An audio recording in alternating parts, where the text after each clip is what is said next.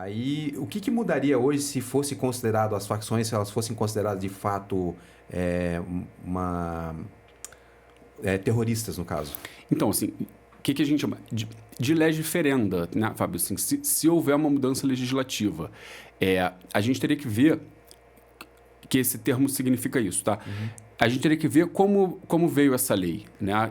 O processo ali legislativo, ele é complexo, sofre alterações. Então, assim, se houver uma lei mudando nesse sentido, o que a gente espera? Que possa vir mais mecanismos de investigação, possa haver endurecimento de pena, endurecimento de regime prisional de cumprimento de pena, né?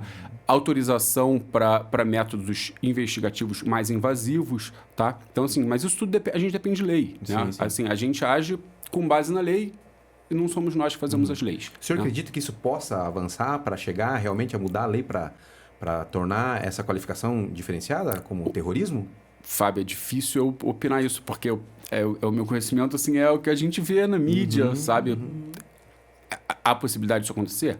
Mas sabe? Difícil. Eu não consigo te dizer, assim, uma probabilidade, o que eu acho. Eu não tenho dados concretos para... Vamos aguardar, então, as cenas dos próximos capítulos. Você tem que aguardar o Congresso. Ainda no assunto de facções, a gente percebe uma evolução na questão do crime organizado. Quando a gente fala crime organizado, de fato, o crime está muito organizado hoje. Tanto que a gente viu ações muito distintas, né? Tanto no Rio de Janeiro, que aconteceu, né? Quanto em São Paulo também, crime envolvido fintechs, empresas tecnológicas, Faria Lima, enfim.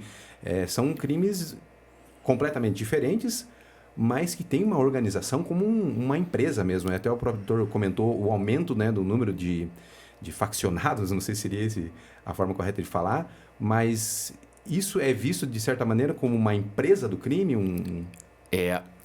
Empresa, Fábio, eu não diria. Né? Agora, é verdade que existe a lavagem, tá? O termo correto é lavagem mesmo.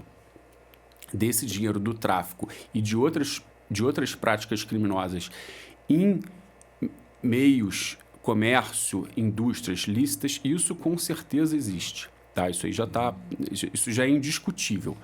Agora, falar em cifras, né? Até porque a gente está falando de uma cifra criminosa, de uma cifra oculta. Falar em quais setores, né? A gente sabe que estão em muitos setores, mas qual que é a abrangência do crime em um determinado setor? Tudo isso ainda é muito nebuloso, né? Porque se fosse de conhecimento das autoridades, obviamente a gente estaria agindo em cima. Né? Então, sim. Mas que existe nos mais diversos setores da economia. A gente pode estar abastecendo num posto de uma organização criminosa. Isso não tem como a gente ter essa noção, né? Com certeza. Você certamente assistiu Tropa de Elite, né? Com certeza. Mais de uma vez? Eu tava querendo fazer essa pergunta agora mesmo. Então, Assisti, esses dias atrás estava assistindo. Eu sempre fiquei pensando, será que é assim na vida real mesmo? Será que é assim que acontece? Se tem político envolvido? Isso, se a criminalidade ela entra ali com os políticos, se isso é real ou é só coisa de filme? Então, aqui no Paraná, tá? Nós não tivemos ainda nenhum caso como desses que a gente verifica no Rio de Janeiro, né? Que é o crime, às vezes, financiando uma campanha. Se houve, a gente ainda não tomou conhecimento ou esse conhecimento ainda não veio à tona. Mas que isso existe, né? Reduto tanto de facção quanto de milícia no Rio, né? Eu sou carioca, então a gente vê que essa realidade no Rio é muito mais cruel já do que aqui, né? Espero que a gente não chegue no Paraná nesse estado de coisas. Como o senhor acabou de citar isso aí agora, né? O senhor é do Rio. Chegou a visualizar isso lá? Eu não sei faz quanto tempo que o senhor saiu do Rio? Faz muitos anos, né? Eu estou no Paraná há 13 anos. Mas eu morava no Rio quando houve a primeira invasão do alemão. Né? Eu tenho uma bala perdida na escrivaninha da casa dos meus pais. Caramba! Já fui vítima de roubo à mão armada, né? Perdi 2 carros em 6 meses, um furto, um roubo. Mas o que eu falo assim, vão conhecer o Rio de Janeiro, porque é muito bom. Porque a visão que a gente tem, né? Hoje é um lugar difícil de ir, mas é muito bonito, né? Muito eu não bonito, conheço ainda. E assim, eu sou suspeito, né? Eu sou niteroense, mas o que a gente vê na televisão acaba passando uma sensação pra gente de um quadro pior do que ele é na realidade. Não estou falando que não há violência. Claro que há violência, né? Claro que há risco. Mas eu morei 28 anos no Rio, né? Passei por uns 3 episódios de violência, né? Então, um com um armado, né? Então, assim, né? Não é que você vai ser assaltado toda hora. Não é assim, né? Depende, talvez, do lugar que você vai. Tem alguns lugares que não podem ir. Lugar, hora, sua conduta, né? Mas vale muito a pena conhecer, tá? Apesar de tudo que a gente vê de crime e televisão, com certeza. Eu imagino que deva ser triste, né, para o senhor ver, né, acontecendo isso na sua cidade natal, né? E assim, fica uma sensação de tristeza no final das contas, né? Sim. Seria muito melhor se não houvesse a violência, né? Com certeza. É maravilhoso. Bom, agora está aí no Paraná, eu já quero emendar uma outra questão, que é o seguinte: o Paraná, ele tem já uma visão de uma polícia mais eficiente, assim, me parece, né? Não tenho os números para afirmar isso, mas não é uma polícia tão letal. Talvez o crime também não esteja nesse nível, né? Não seja necessária essa letalidade, mas existe uma visão que o Paraná realmente está num caminho positivo e trabalha também com a inteligência da polícia de uma maneira muito ativa, né? Sim, o que a gente tem visto... Aqui em Guarapuava eu posso falar porque eu sou testemunha, né? As polícias aqui são muito eficientes, tá? A gente tem um corpo de delegados e agentes na 14ª Subdivisional e no 16º Batalhão, que são policiais assim que são dedicados, tá? Isso faz diferença. A gente tem também um corpo de promotores que tenta, se dedica, né, a não deixar que a criminalidade se expanda, tá? Temos também bons juízes, né, que consideram, né, julgam com justiça, né, decretam medidas cautelares que tanto que a polícia quanto que o Ministério Público pedem, porque para a coisa não perder a mão. Né? Então, assim, isso é muito importante ao trabalho conjunto das polícias, tá? Do Ministério Público, do Judiciário, né? Com um objetivo em comum. Tá? Aí, hoje, né, a gente escuta muito, né, as críticas a uma operação no Rio, porque matou-se muito e aqui no Paraná acontece também. Nesse ponto, né, com relação à letalidade, eu não posso falar tanto, mas o que eu posso falar é que a parte de inteligência ela é feita também.